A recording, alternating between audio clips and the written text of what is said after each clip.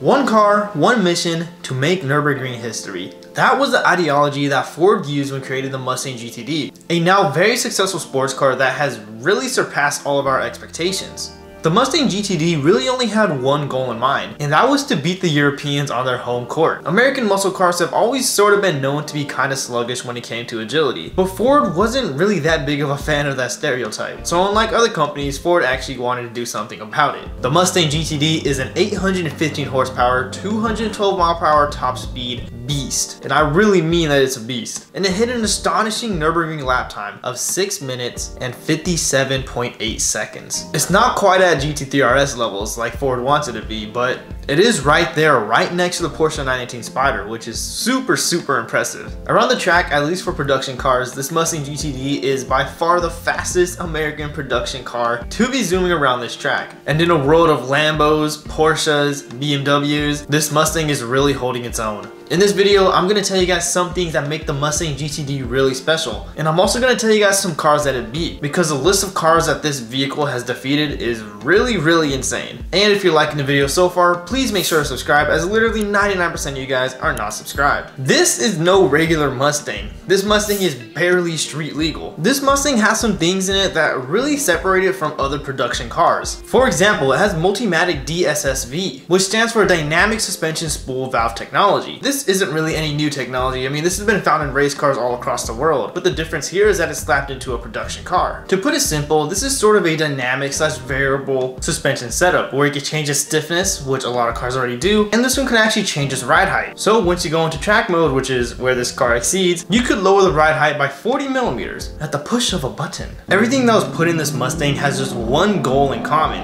and that is to go faster. Whether that's through new technology or through weight reduction. Everything in this car is made to decrease its weight, increase its handling, and increase its speed. And the exterior components aren't the only flashy thing about this car. The interior is really something to brag about also. The interior as a whole is covered in soft touch leather. And I mean, it's still some of the carbon fiber details from the outside. You gotta match it somehow. This car features hand-tailored Recaro seats, as well as laser-etched suede with GTD details on it. And here's another crazy detail that makes this car seem even more American. But this car has 3D printed paddle shifters, the rotary dial shifter, and the serial plate are all made from materials sourced from retired Lockheed Martin F-22 fighter jets. So if that's not American, then I don't know what is. And at the heart of this vehicle, we have a 5.2 liter, 800 horsepower V8 engine. And that engine is paired to an 8-speed dual clutch transmission. And the car also features a carbon fiber drive shaft, which really helps this car maintain its 50-50 weight distribution. So I told you guys some cool things about the cars, but now let's get into a little bit more specifics and some things that Ford seems to be proud of. One is the engine. I already told you guys about this 5.2 liter V8 800 horsepower engine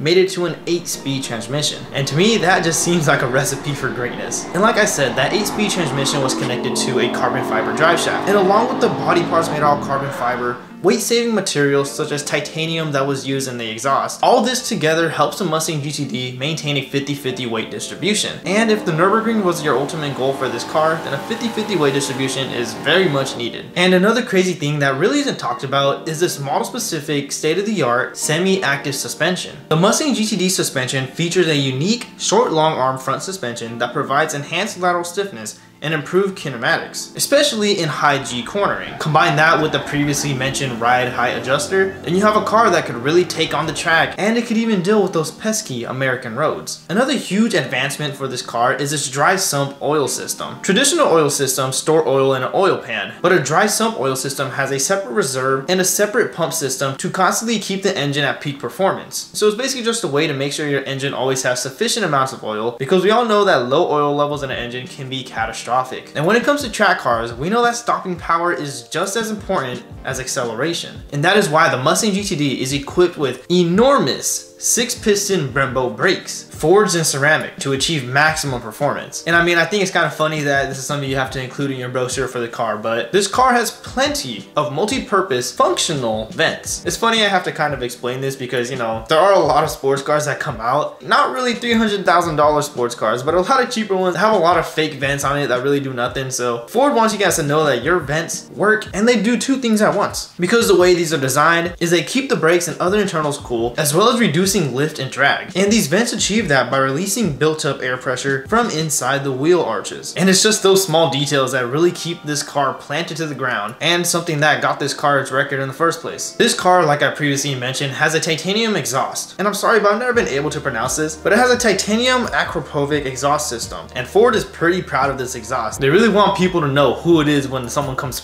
passing by them super fast on the track. And another newsworthy thing to include is its carbon fiber active aero wing, which kind of standard at cars this price, I'm not gonna lie, but it's still something cool. Now this part I thought was pretty funny because, as you guys know, I don't know if anybody here was around for my old videos, but I was a gamer. I was a gaming YouTube channel. And Ford, when designing the infotainment clusters for this car, they actually partnered up with Unreal Engine. And they have all these cool crazy little graphics on like the infotainment center, things like that, and they said that it makes you really feel like you're in a video game. The gauge clusters, the speedometers, all that stuff, it's all highly customizable. So if you're someone who really cares about customizability on the electronics department, then this could be a track car for you. So let's talk lap times. But let me just tell you guys right now that it would slot right in between a Porsche 918 Spyder and a Porsche 911 GT2 RS. Keep in mind though, the 918 Spyder, this time was taken a pretty long time ago, and with modern tires, I feel like it could get a far faster score, I'm not gonna lie. I know that Ford's really main goal was to try to dethrone the GT3 RS. They are getting there. They are so close but so far away at the same time. The GT3 RS, the 992 variant, generation, sorry, ran a time of 6 minutes and 44 seconds. So it still is a decent bit faster than the Mustang GTD, but I wouldn't take this lightly. Some other notable cars that the Mustang GTD has surpassed on the Nürburgring include the Dodge Viper ACR, which was a fan favorite. I really wish Dodge came out with another one, but if they did, it'd probably be electric and be a disappointment. So that is probably not going to happen. Another car is a Ferrari 296 GTB, which I know kind of made a lot of headlines when it first released, either earlier this year or last year. I can't exactly remember, sorry. Another car to beat was a BMW M4 CSL, which is really no joke. That is an amazingly capable car. I could go on this list forever talking about just random cars that this car is beating. As I mean, this list is kind of infinite. It's just going to keep going forever. I just think that the automotive industry is in kind of a weird headspace right now. You got some people sort of giving up on gasoline engines altogether, but then you got other companies still trying to make the craziest and fastest cars that they could. I remember watching a video comparing the Mustang Dark Horse versus a newer M3, I believe, and it was kind of crazy because the video stated that for the first time ever, the Mustang was faster in the corners and the BMW was faster in the straights. So like I said, it's just kind of weird how the car world is evolving, and I'm really curious like where we're gonna go in the future. I mean, as an American, it would be really cool to see more American companies really try to make track focused cars. But let me ask you guys the grand question. Would you choose this car over a Porsche 911 GT3 RS? I believe they're kind of around the same price, so, and if your answer is no, what car would you get over the Mustang GTD? And I know I mentioned Porsche a lot, but I just remember when they were actually developing this car, that was their main goal. Their main goal was to dethrone the Porsche 911 GT3 RS. And like I said, they aren't quite there yet, but give them a couple years and I think they will be neck and neck, to be honest. Should the Europeans be fearing the Mustang GTD? Honestly, I think they should. I feel like the technology from the GTD will trickle down into some of their other cars. People have always looked at European cars, BMWs, Mercedes, Porsches, as the luxurious, beautifully handling sports and luxury cars. I'm not saying the Mustang is that luxurious yet. I think they have potential. So if I was any European automaker, I'd be a tad bit worried. We all know competition is the best thing when it comes to car companies. They're gonna push each other to new limits, and hopefully we're gonna see some amazing cool cars in the coming years.